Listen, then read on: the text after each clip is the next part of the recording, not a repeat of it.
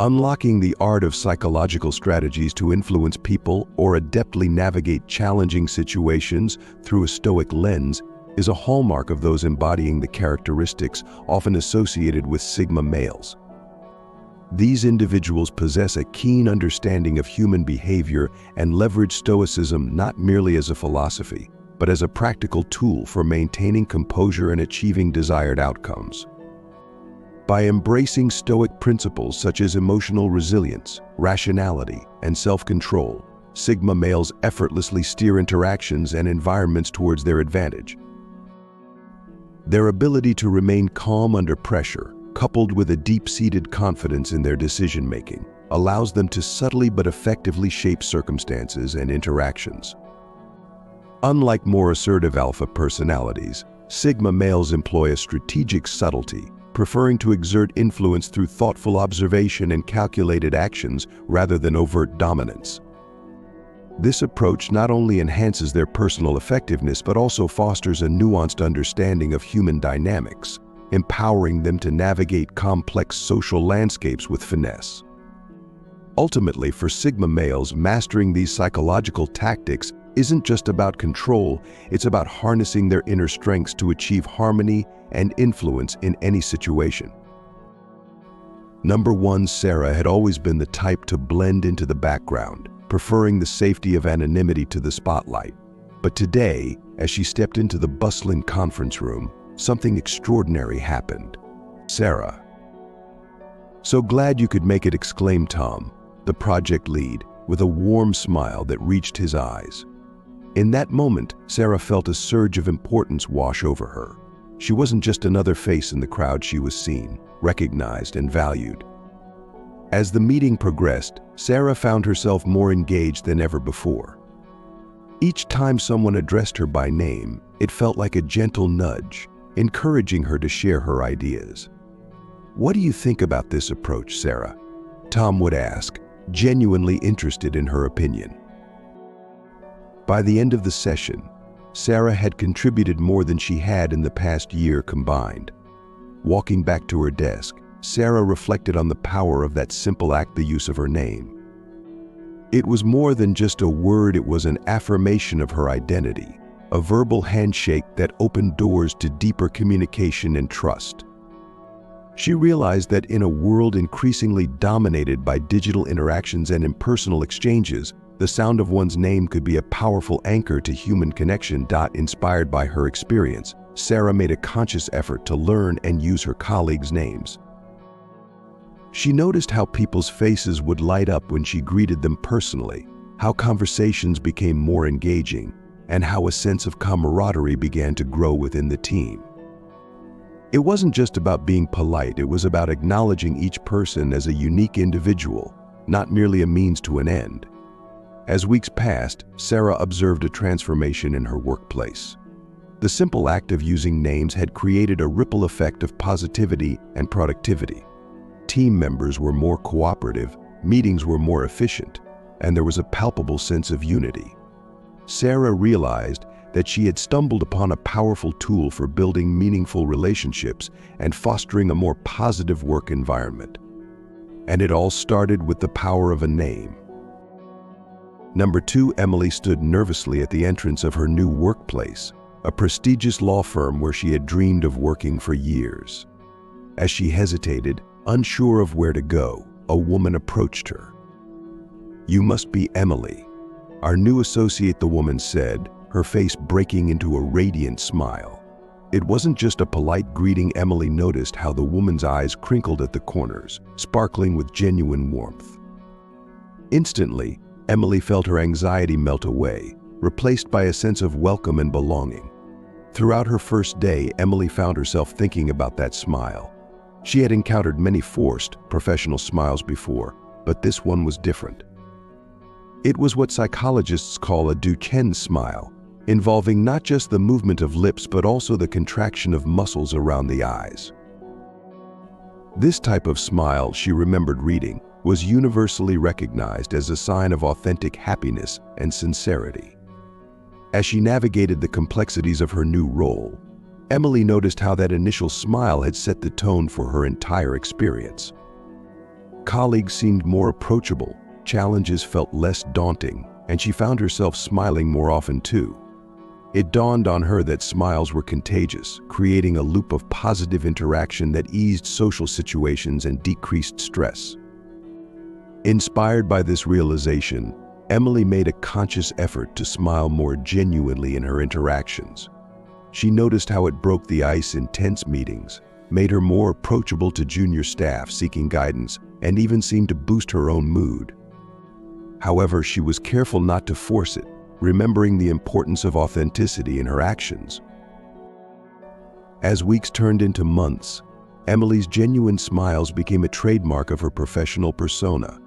She found that they not only reflected her inner contentment, but also influenced it positively. By choosing to smile genuinely, she cultivated an inner state of peace that radiated outwardly, influencing those around her. Her approach aligned with the Stoic philosophy she admired, managing her emotions and expressions in ways that contributed positively to her environment. Emily's journey taught her the power of a simple, genuine smile. It wasn't just about being friendly, it was a subtle tool of influence, a way to foster trust, boost moods, and create a positive workplace atmosphere. She realized that in the high-pressure world of law, where stress and competition often reigned, her authentic smile had become her most valuable asset, transforming not just her own experience but the entire office dynamic. Number 3, Alex had always been fascinated by human behavior, but it wasn't until he started his new job as a sales representative that he truly understood the power of mirroring. On his first big client meeting, he found himself unconsciously leaning forward when the client did, nodding at the same pace, and even adopting similar hand gestures. To his surprise, the meeting went exceptionally well, with the client commenting on how comfortable and understood they felt. Intrigued by this experience, Alex delved into research on mirroring and its psychological effects. He learned that this subtle form of mimicry could significantly enhance communication effectiveness. By reflecting someone's gestures, tone, or even speech patterns, he could unconsciously signal shared similarities, increasing feelings of trust and likability. This revelation felt like unlocking a superpower in his professional toolkit. As Alex continued to practice mirroring in various interactions, he noticed a remarkable improvement in his ability to establish rapport quickly. In team meetings, he found himself naturally matching the energy level of his colleagues, leading to more productive and harmonious discussions. During negotiations, his subtle mirroring of clients' body language often resulted in smoother conversations and more favorable outcomes. However, Alex was careful not to let his newfound skill turn into manipulation. He remembered the teachings of Stoicism he had studied in college, particularly the emphasis on living in accordance with nature and respecting our inherently social nature.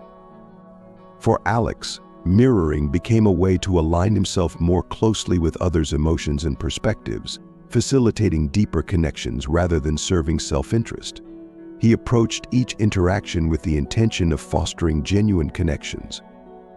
Whether he was mirroring a colleague's enthusiastic hand gestures during a brainstorming session or matching a client's thoughtful pause in a serious discussion, Alex's goal was always to better understand the other person and contribute positively to the interaction. As his skill in mirroring grew, Alex found that it wasn't just about mimicking physical actions. He became adept at matching the pace at which others spoke, mirroring their energy levels, and even reflecting their communication style. These subtle actions led to smoother, more synchronized interactions that were perceived on a subconscious level as more genuine and engaging. Over time, Alex's ability to mirror others naturally and authentically became one of his greatest strengths. It not only improved his professional relationships, but also enriched his personal life. He found himself forming deeper friendships, having more meaningful conversations, and generally feeling more connected to those around him. For Alex, mirroring had become more than just a communication technique. It was a way of honoring our shared human experience and fostering true understanding. Number 4, Rachel had always been an introvert, struggling to form connections in her new workplace. One day, while grappling with a challenging project, she decided to try something different. Instead of isolating herself, she approached Mark, a colleague she admired but barely knew, and asked for his help. "I've heard you're great with data analysis. Would you mind taking a look at this report?" she asked, her heart racing. To her surprise, Mark's face lit up.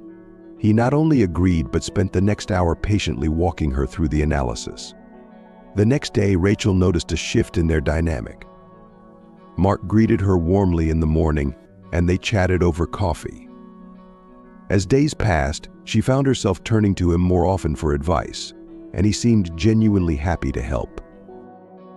Rachel was experiencing firsthand what psychologists call the Ben Franklin effect, the phenomenon where doing someone a favor leads to increased positive feelings towards that person.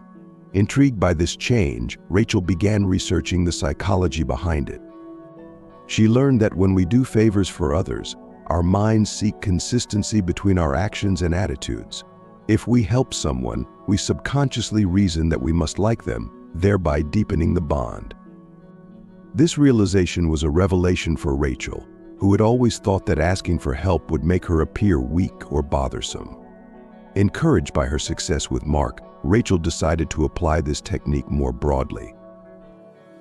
She started asking for small, manageable favors from various colleagues, borrowing a book, seeking advice on a presentation, or requesting help with a technical issue. Each time, she noticed how the simple act of asking for help seemed to warm people towards her.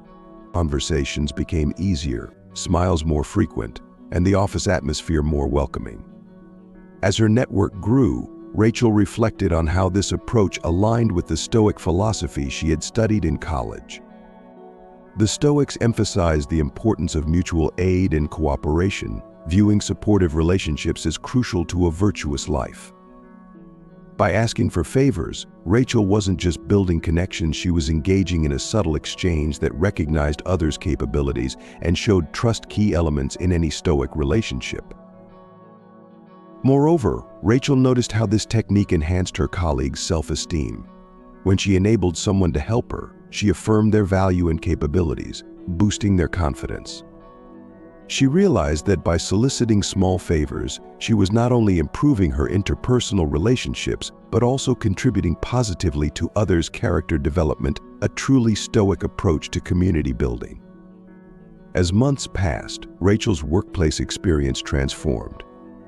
The once shy introvert had become a central figure in the office community, known for her ability to bring people together and foster a collaborative environment. She had discovered that sometimes, the key to connection lies not in what we can offer others, but in what we allow them to offer us. Number 5. David had always been a loner, preferring the solitude of his apartment to the bustling world outside. But when he moved to a new city for work, he found himself feeling isolated and overwhelmed. One day, as he struggled to carry his groceries up the stairs, his neighbor Emma noticed and offered to help. At first, David hesitated, uncomfortable with accepting assistance. But Emma's genuine smile put him at ease, and he gratefully accepted her offer. The next day, David found himself thinking about Emma's kindness. He felt a strong urge to repay her in some way. When he noticed her struggling to reach a high shelf in the hallway, he didn't hesitate to offer his help. Emma's grateful response made David feel unexpectedly good, and he realized he had just experienced the law of reciprocity in action. Intrigued by this feeling, David began to pay more attention to the small exchanges happening around him. He noticed how a coworker who received help with a project was quick to offer assistance in return, or how a friend who was treated to coffee one day insisted on paying the next time. These seemingly insignificant interactions, David realized, were the building blocks of trust and cooperation in society. As days turned into weeks, David found himself actively looking for opportunities to help others, not out of obligation, but because he genuinely enjoyed the positive connections it created. He started small, holding doors open, offering to carry heavy items for elderly neighbors, or bringing in mail for those who were away. Each act of kindness, no matter how small, seemed to create a ripple effect of goodwill. David's newfound approach to life began to transform his experiences in the city. His apartment building, once a place of anonymity, became a community where neighbors greeted each other by name and looked out for one another. At work, his willingness to lend a hand made him a valued team member, and he found himself invited to after-work gatherings he would have previously avoided. As his social circle expanded, David reflected on the profound impact of this simple principle. He remembered reading about Stoic philosophy and how it emphasized the importance of contributing positively to one's community. The law of reciprocity, he realized, was a practical application of this belief, promoting a give-and-take relationship that benefited everyone involved. However, David was careful not to let his actions become transactional. He recalled the Stoic warning against manipulative or insincere applications of reciprocity. Instead of keeping score or expecting something in return, he focused on cultivating a genuine culture of kindness and support. This approach not only made his relationships more authentic, but also contributed to building a more robust and harmonious community around him. As months passed, David marveled at how different his life had become. The once isolated individual was now an integral part of a supportive network, all thanks to the simple yet powerful law of reciprocity. He had discovered that by opening himself up to both giving and receiving kindness, he had not only enriched his own life, but had also played a part in creating a more connected and compassionate world around him. Number 6, Olivia had always prided herself on her rational approach to life, influenced by her studies in Stoic philosophy. She valued wisdom, temperance, and contentment with what she had. However, her perspective was challenged when she took on a new role as the marketing manager for a small, struggling bookstore. The owner, a kind elderly woman named Margaret, was on the verge of closing down due to dwindling sales in the face of online competition. Determined to save the bookstore, Olivia found herself grappling with how to apply her Stoic principles in a world driven by consumerism. She realized that while Stoicism taught indifference to external circumstances, it also emphasized practical wisdom. This led her to explore the concept of scarcity as a tool for positive change. Olivia devised a creative strategy. Instead of trying to compete with online retailers on price or volume, she decided to highlight the unique, scarce aspects of the bookstore experience. She organized limited seating author events, curated rare book collections, and created a Book of the Week feature, where only a handful of copies of a specially selected book would be available each week. To her surprise, these initiatives began to draw attention. People who had long ignored the bookstore were now curious about the exclusive events and limited edition books. Olivia noticed how the scarcity of these offerings created a sense of urgency and excitement among customers. They weren't just buying books, they were participating in unique, fleeting experiences. As the strategy unfolded, Olivia was careful to maintain integrity in her approach. She ensured that the scarcity was genuine, not artificially created. Each limited offer truly represented something special, a hand-picked selection, a personalized experience, or a rare find. She was transparent about the quantities available and the reasons for their scarcity, building trust with the growing community of book lovers. The bookstore began to thrive, not just financially, but as a cultural hub. Regular customers started to appreciate the ephemeral nature of the store's offerings, engaging more deeply with each book or event. Olivia observed how this approach fostered a greater sense of presence and appreciation among patrons, aligning with the Stoic principle of living in the moment. Reflecting on this success, Olivia realized she had found a way to harmonize her Stoic values with the realities of business. By using scarcity not as a manipulative tactic, but as a means to highlight genuine value, she had created something meaningful. The bookstore wasn't just selling products, it was offering experiences that enriched people's lives and brought the community together. As the months passed, Olivia saw how her approach had transformed not just the bookstore, but also the way people engaged with literature. Number 7, Michael had always prided himself on his logical approach to life, inspired by the teachings of Stoicism. As a manager at a bustling tech startup, he valued efficiency and results above all else. However, his world was turned upside down when Sarah, one of his most talented team members, burst into tears during a project review meeting. Caught off guard, Michael's first instinct was to dismiss her emotional outburst and focus on the task at hand. But something made him pause. In that moment, Michael remembered a passage from Marcus Aurelius he had recently read: whenever you are about to find fault with someone, ask yourself the following question: what fault of mine most nearly resembles the one I'm about to criticize? This reflection made him reconsider his approach. Instead of pushing Sarah to continue the meeting, he gently suggested they take a break and invited her to talk privately. As Sarah opened up about her overwhelming workload and personal struggles, Michael found himself truly listening for the first time. He didn't offer solutions or try to fix her problems. Instead, he simply acknowledged her feelings, saying, "It sounds like you're feeling overwhelmed and stressed." That must be really tough. To his surprise, this simple act of validation seemed to have a profound effect on Sarah. Her tension visibly eased, and she began to speak more openly about her concerns. This experience was a turning point for Michael. He realized that by validating Sarah's emotions, he had not only comforted her but also built a foundation of trust and understanding between them. Over the following weeks, he made a conscious effort to practice emotional validation with all his team members. He listened more, judged less, and made an effort to acknowledge the feelings behind their words and actions. The results were remarkable. Team morale improved, communication became more open and honest, and even productivity increased. Michael observed how people felt safer expressing themselves when they knew their emotions would be respected, not dismissed. Conflicts were resolved more easily as team members learned to empathize with each other's perspectives. Reflecting on this transformation, Michael realized he had discovered a powerful tool that aligned perfectly with his Stoic values.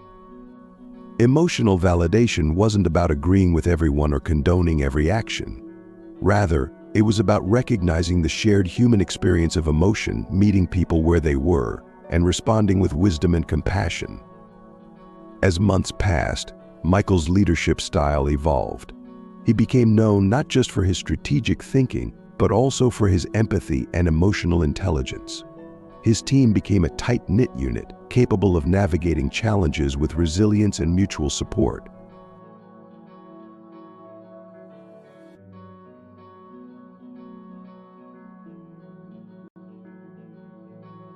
Number 8, Professor Eleanor Winters had always been fascinated by the intersection of Stoic philosophy and modern education.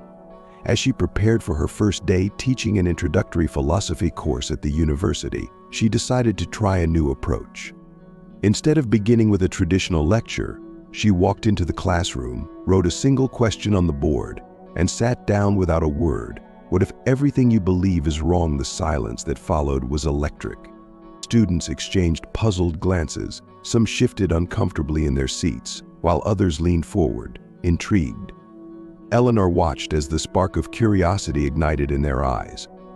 After a few moments, hands tentatively raised, and a lively discussion ensued. Students who had never considered philosophy before found themselves deeply engaged, questioning their assumptions and exploring new ideas. Encouraged by this success, Eleanor integrated curiosity-driven techniques into all her lessons. She posed thought-provoking questions, presented ethical dilemmas, and challenged students to think beyond conventional wisdom. In a lesson on ethics, she asked, if you could press a button to end all suffering in the world, but it would erase all joy too, would you do it? The ensuing debate was passionate and nuanced, with students grappling with complex philosophical concepts without even realizing it.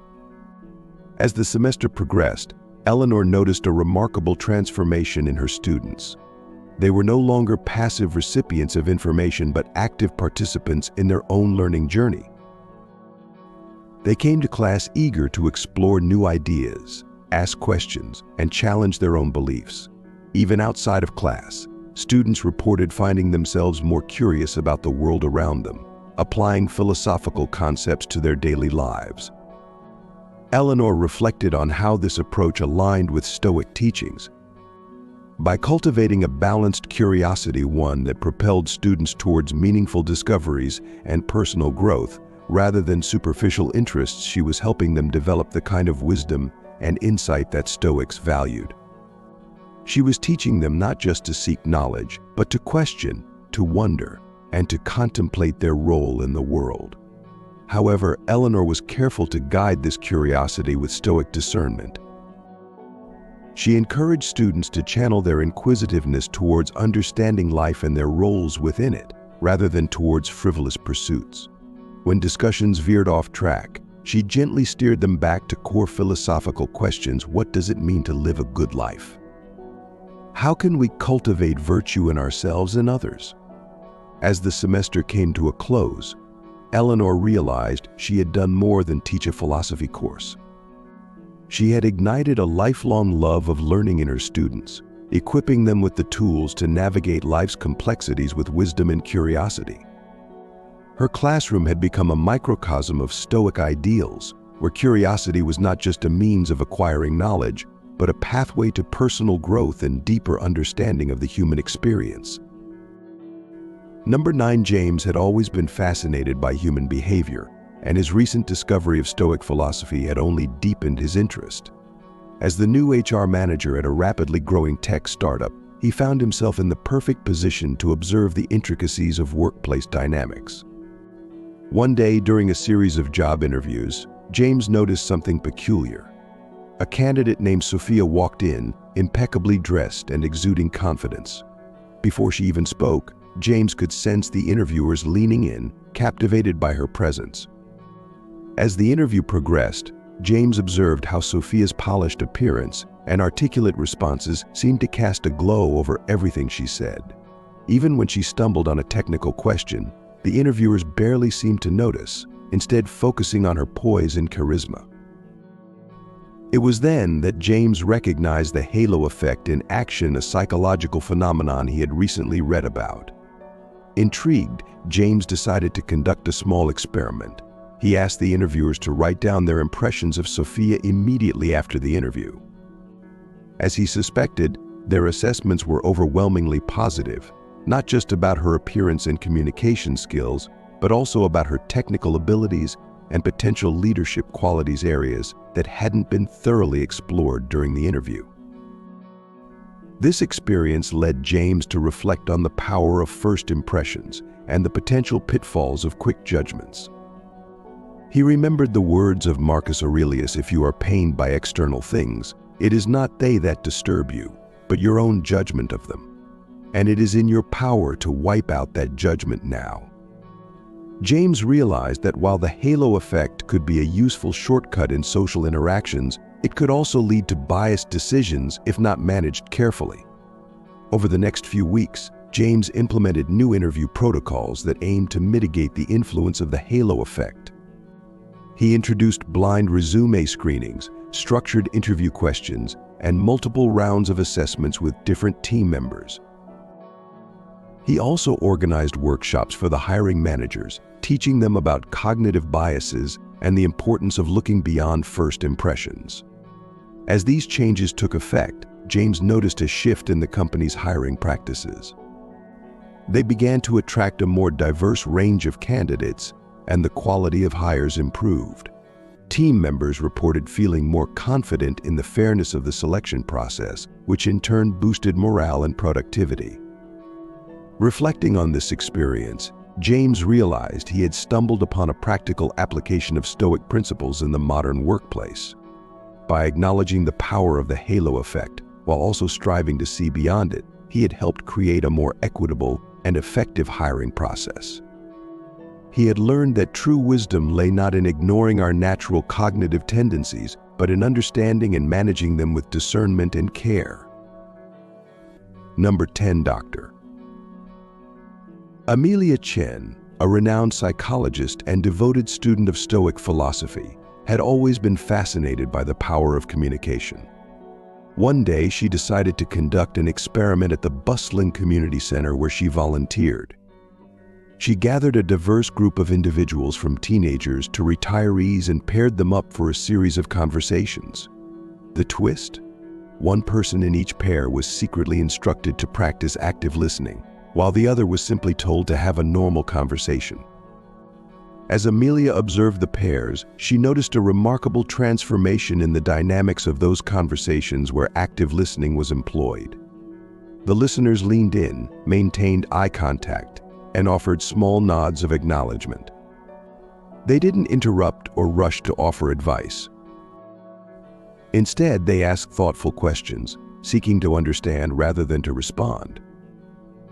The speakers, in turn, seemed to open up more, their body language relaxing as they felt truly heard. One pair particularly caught Amelia's attention.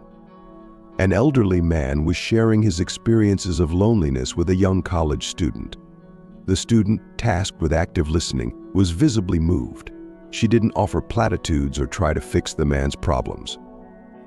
Instead, she simply listened, occasionally saying, "That must be difficult, or I can see why you'd feel that way." By the end of the conversation, the elderly man was smiling, telling the student she was the first person in years who had really listened to him.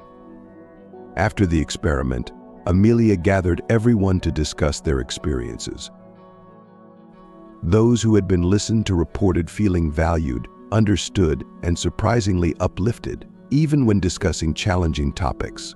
The active listeners shared how the experience had opened their eyes to new perspectives and deepened their empathy. Amelia then revealed the true nature of the experiment and drew parallels to Stoic philosophy. She quoted Epictetus, "We have 2 ears and 1 mouth, so that we can listen twice as much as we speak." She explained how active listening aligns with the Stoic emphasis on wisdom and virtue, allowing us to understand the world more completely and respond with appropriateness and sensitivity. In the weeks that followed, Amelia noticed a ripple effect in the community center. People who had participated in the experiment were practicing active listening in their daily interactions. Conflicts were resolved more easily, support groups became more effective, and a general sense of understanding and empathy permeated the atmosphere. Reflecting on the experiment, Amelia realized she had stumbled upon a powerful tool for personal growth and community building. Active listening, she concluded, was not just a communication technique, but a practical application of Stoic principles, a way to cultivate wisdom, empathy, and virtue in everyday life. By truly hearing others, we not only enrich our own understanding, but also contribute to a more harmonious and supportive society. Number 11, the law of contrast is a psychological principle deeply rooted in how humans perceive and evaluate their surroundings. It underscores the idea that our judgments are heavily influenced by comparisons. When we encounter 2 things sequentially, our minds tend to magnify the differences between them.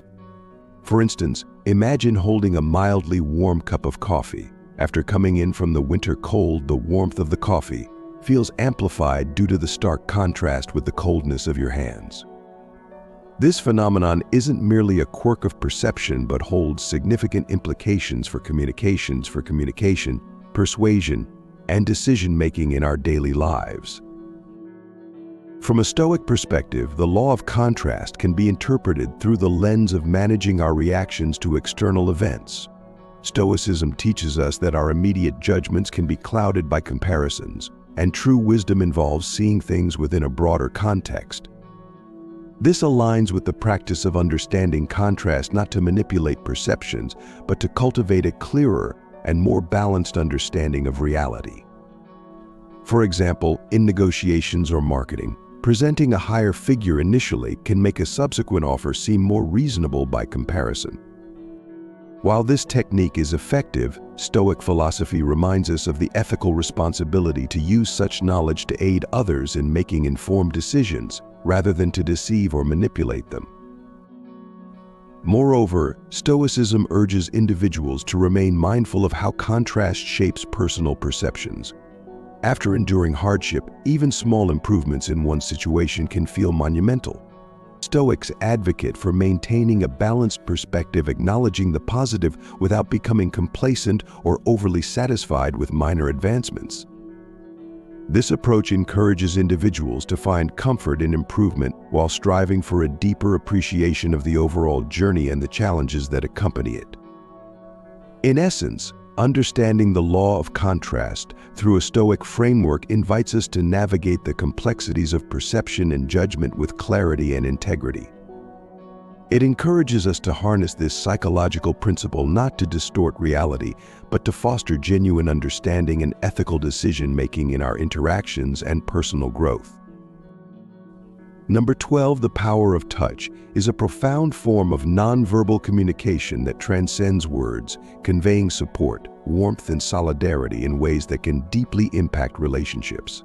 This tactile interaction triggers the release of oxytocin, often referred to as the love hormone, which enhances feelings of trust and bonding between individuals. From a Stoic perspective, the significance of touch aligns with the philosophy's emphasis on mutual support and community. Stoics advocate for living harmoniously with others, and physical touch serves as a direct and meaningful expression of empathy, compassion, and mutual respect. However, Stoic teachings also caution against allowing external expressions to disrupt inner equanimity. While recognizing the value of touch, Stoicism encourages us to use it judiciously, ensuring that our actions reflect a balanced and thoughtful approach to interpersonal interactions. In everyday life, the appropriate use of touch can enrich various relationships. It can range from comforting a distressed friend to affirming a point during a professional discussion with a supportive pat on the back. In therapeutic settings, touch is utilized by practitioners to reassure patients, alleviate anxiety, and foster trust. Similarly, in educational environments, a teacher's encouraging touch on a student's shoulder can significantly boost confidence and contribute to a positive learning atmosphere. However, Stoic ethics remind us of the importance of propriety and respect for individual boundaries when considering the use of touch. It underscores the necessity of cultural sensitivity, as gestures that are comforting in one cultural context may be perceived as intrusive in another. Stoicism emphasizes mindfulness of others' comfort and autonomy, advocating for touch that respects personal boundaries and contributes positively to interpersonal dynamics. Overall, understanding the power of touch through a Stoic lens encourages us to navigate its complexities with sensitivity and wisdom. It prompts us to embrace touch as a tool for fostering genuine connections and supporting others, while also upholding principles of ethical conduct and respect. By integrating Stoic insights into our approach to tactile communication, we can cultivate deeper empathy and strengthen relationships in meaningful and respectful ways. Number 13, the principle of authority extends beyond mere obedience. It encompasses the confidence and trust we place in individuals perceived as knowledgeable or experienced. This psychological mechanism is fundamental to human social organization, suggesting that people are inclined to follow advice or directives from those regarded as experts or authority figures. Stoicism emphasizes the importance of learning from those who have mastered self-control and the art of living well. However, Stoics also advocate for a critical examination of authority, urging individuals to question and comprehend the basis of an authority's credibility rather than unquestioningly adhering to it. In everyday life, the principle of authority manifests in diverse contexts. From seeking medical advice from a trusted doctor to consulting a seasoned mentor for career guidance, we routinely encounter situations where expertise and experience influence our decisions. When authority is established through genuine competence and ethical conduct, it serves as a guiding force that shapes decisions, influences public opinion, and fosters trust within communities. For instance, a respected educator not only imparts knowledge but also influences community values and practices through their role as an authoritative figure. Nevertheless, Stoic philosophy offers a nuanced perspective on authority, emphasizing the value of personal judgment and internal validation. While relying on external authorities is practical and often necessary, Stoicism encourages individuals to cultivate their own understanding and wisdom. This approach ensures that acceptance of authority is not merely a surrender of judgment but a deliberate and informed choice based on reasoned evaluation. In essence, understanding the principle of authority through a Stoic lens prompts us to navigate the balance between respecting expertise and maintaining autonomy. It encourages us to learn from authorities while retaining the capacity for critical thinking and independent judgment. By integrating Stoic principles into our approach to authority, we can cultivate a more discerning and thoughtful engagement with the guidance and advice we receive, thereby enriching our personal growth and decision-making processes. Number 14, consistency is a fundamental psychological principle emphasizing the alignment of our actions with our beliefs and commitments over time. It goes beyond mere reliability, emphasizing the importance of living in a manner that integrates our inner values with our external behaviors. This coherence fosters trust and respect from others while reinforcing our own sense of integrity. In Stoicism, consistency holds profound value as it reflects the practice of living according to reason and virtue. Stoics stress the significance of maintaining a consistent character irrespective of external circumstances. For example, the Stoic philosopher Epictetus taught that cultivating emotional detachment and maintaining a steadfast demeanor are integral to leading a virtuous life. Stoic consistency isn't merely about adhering to routines, it entails consistently applying rational and ethical principles across all aspects of life. In everyday life, demonstrating consistency builds a reputation for dependability. For instance, consistently meeting deadlines and delivering high-quality work establishes trust with colleagues and clients alike. This reliability not only enhances professional opportunities, but also deepens personal relationships. Similarly, in personal habits like exercise or meditation, consistency allows for the development and reinforcement of skills and behaviors that contribute to overall well-being.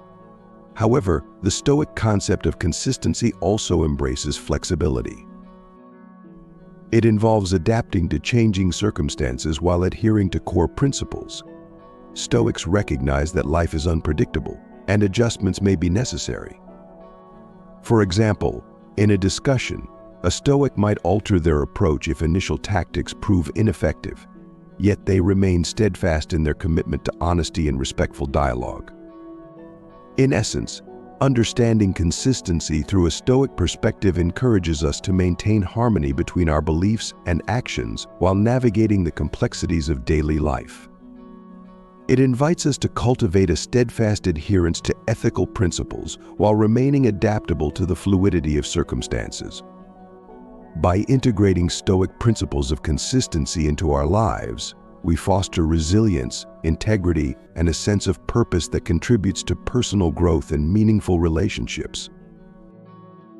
Number 15, social proof is a potent psychological phenomenon that significantly influences human behavior by suggesting that others' actions are appropriate in a given context. It explains why we might opt for a crowded restaurant over an empty one, or why online reviews carry such weight in our purchasing decisions. Essentially, social proof leverages our innate tendency to conform, offering reassurance in numbers and often guiding our choices more profoundly than we realize. Stoicism, in contrast, encourages reliance on reason and personal virtue rather than seeking external validation. However, Stoics also acknowledge the practical dynamics of human society. Marcus Aurelius, for instance, highlighted the importance of community and the interconnectedness of all individuals. From this perspective, social proof can align with Stoic principles if used to promote individual and collective well-being without compromising moral values. In practical terms, social proof can serve as a powerful tool for fostering positive behaviors. For example, in public health initiatives, demonstrating high vaccination rates through statistics can motivate more people to get vaccinated themselves. Similarly, in environmental conservation efforts, highlighting increasing numbers of individuals engaging in recycling or waste reduction can inspire others to adopt similar practices. This type of social proof plays a crucial role in steering societal norms towards more sustainable and ethical behaviors. However, Stoicism advises us to approach social proof with discernment. While it can indicate which actions are widely accepted or perceived as safe, Stoics remind us that popularity alone does not define virtue or wisdom. Therefore, it is essential to employ reason and ethical judgment to evaluate whether the behaviors endorsed by social proof align with our values and contribute to the greater good. In essence, understanding social proof through a Stoic lens encourages us to balance our inclination to conform with critical thinking and ethical reflection. By integrating Stoic principles into our approach to social influence, we can navigate societal pressures while maintaining integrity and upholding moral principles. This perspective empowers individuals to contribute positively to their communities while remaining steadfast in their commitment to reasoned judgment and ethical conduct. Thank you for your attention. You can now become a member of the channel by clicking the Join button under this video.